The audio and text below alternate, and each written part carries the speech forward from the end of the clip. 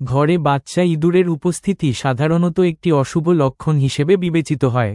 বাস্তুশাস্ত্র এবং জ্যোতিষশাস্ত্র অনুসারে ইঁদুর নেতিবাচক শক্তি, অশান্তি এবং আর্থিক ক্ষতির প্রতীক। যখন ঘরে ইঁদুরের সংখ্যা বৃদ্ধি পায় বা তাদের বাচ্চা দেখা দিতে শুরু করে, তখন এটি একটি লক্ষণ হিসাবে বিবেচিত হয় যে ঘরে নেতিবাচক শক্তি সক্রিয় হয়ে উঠছে।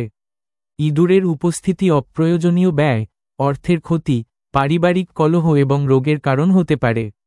ধর্মীয় বিশ্বাসে আরও বলা হয় যে বাড়িতে ইঁদুর অতিরিক্ত বৃদ্ধি পায়, সেখানে দেবী লক্ষ্মী বাস করেন না এবং দারিদ্র্যের ভয় থাকে।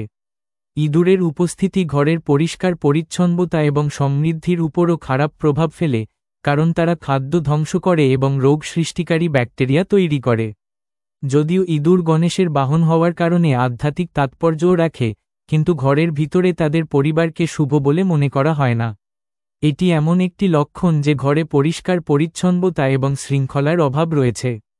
তাই ঘরে বাচ্চা ইঁদুর দেখা গেলে তাৎক্ষণিক ব্যবস্থা গ্রহণ করা উচিত, যেমন ঘর সম্পূর্ণ পরিষ্কার করা, ফাটল বন্ধ করা এবং ইঁদুর তাড়ানোর জন্য নিরাপদ ব্যবস্থা গ্রহণ করা। এতে নেতিবাচক প্রভাব কমে যায় এবং ইতিবাচক শক্তি বজায় থাকে।